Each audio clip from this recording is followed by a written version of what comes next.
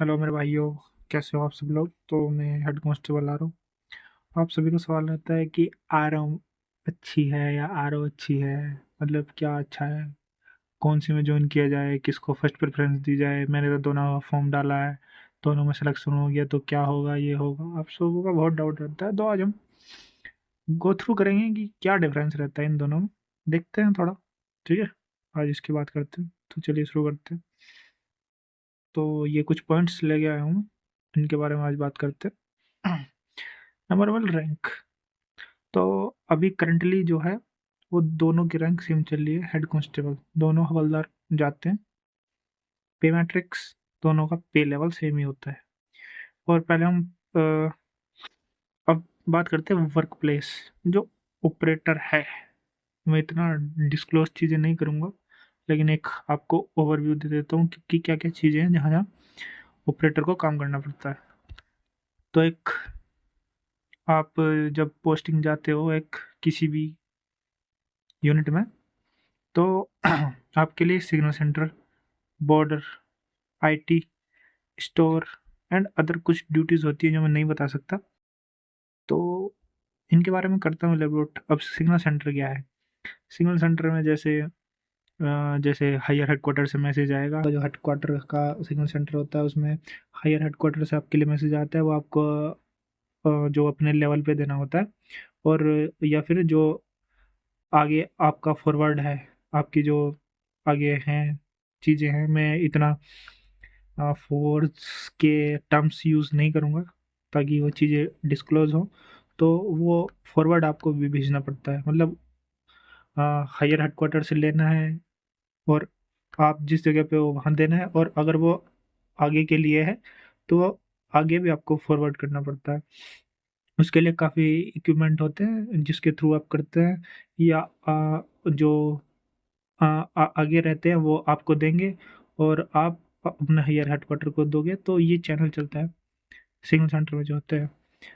आगे का मतलब वही है जो नेक्स्ट पॉइंट है, बॉर्डर।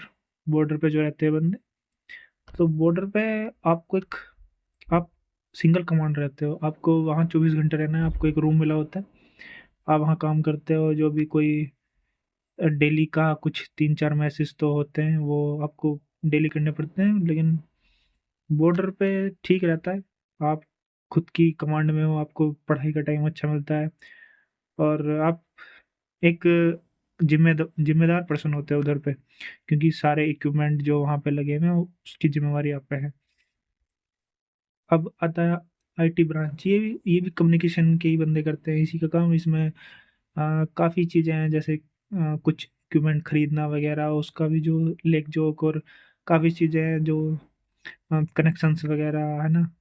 कुछ चीज़ें हैं, अगर कुछ जैसे आईटी से रिलेटेड हैं, आईपीपी वगैरह कुछ चीज़ें हैं ऐसे, तो ये इसको हैंडल करते हैं। और स्टोर, अब जो जो यूज हम इक्विपमेंट कर रहे हो उसके लिए स्टोर भी होगा, जहाँ ये चीज़ें रखी होती है। कुछ आपकी ख़राब हो गई, स्टोर में रखा रहता है। अगर बाय द वे आपका कोई सामान ख़राब हो जाता है तो उसका अल्टरनेटिव आपके पास होना चाहिए, जिसके लिए स्टोर होता है। वहाँ भी कुछ बंदे काम करते हैं, काफ़ी काम होता है उधर भी। और अदर ड्यूटीज़ हैं जो अगर आप सेलेक्ट हो जाते हो तो उसको वो आपको नहीं पता लगेगा। बाकी कुछ और ड्यूटीज़ भी करनी पड़ती है, जैसे कोई इलेक्शन ड्यूटी आ जाती है, वहाँ पे जाओगे। कोई भी रेडियो ऑपरेटर की ड्यूटी बात कर रहे थे, अब बात करते हैं हम। हाँ, आरएम रेडियो मैकेनिक जो होता है वो क्या करता है, वो बॉर्डर पे भी रहता है, हेडक्वार्टर में भी रहता है। उसका काम रहता है मेनली जो इक्विपमेंट हम यूज़ कर रहे हैं उनमें कोई ख़राबी आती है तो उसको ठीक करते हैं। बाकी भी उनका कुछ काम है, जैसे कुछ चीज़ें चेंज होती हैं तो वो भी उनको अपडेट करनी पड़ती है, वो सब उनका काम होता है। और फ्यूचर में नई नई टेक्नोलॉजी आएंगी तो उस सब का भी जो बारे में सीखना पड़ेगा आरएम को, क्योंकि अगर उसमें कुछ खराबी होती है तो वो सीखना ही पड़ेगा। ऑपरेटर को सिर्फ उसे चलाना सीखना है, पर अगर उसमें कुछ खराबी होती है तो उसको ठीक करने का काम रेडियो मैकेनिक का होता है, जो बॉर्डर और हेडक्वार्टर दोनों जगह में रहते हैं, ठीक है। अब मैंने वर्क टाइप बता दिया कम्युनिकेशन रिलेटेड। इसमें मेन इनका काम होता है रिपेयर एंड मेंटेनेंस। और बात करते हैं प्रमोशन की। तो प्रमोशन में रेडियो ऑपरेटर में अभी तो मेनली 12 से 15 साल लग रहे हैं, बाकी कास्ट वाइज डिपेंड करता है आप कौन सी कैटेगरी से हो। Not caste, it's category. SC ST, general, OBC, उस पर डिपेंड करता है। और RM का जो अभी 2019 तक तो बैच था, वो ASI आते थे डायरेक्ट।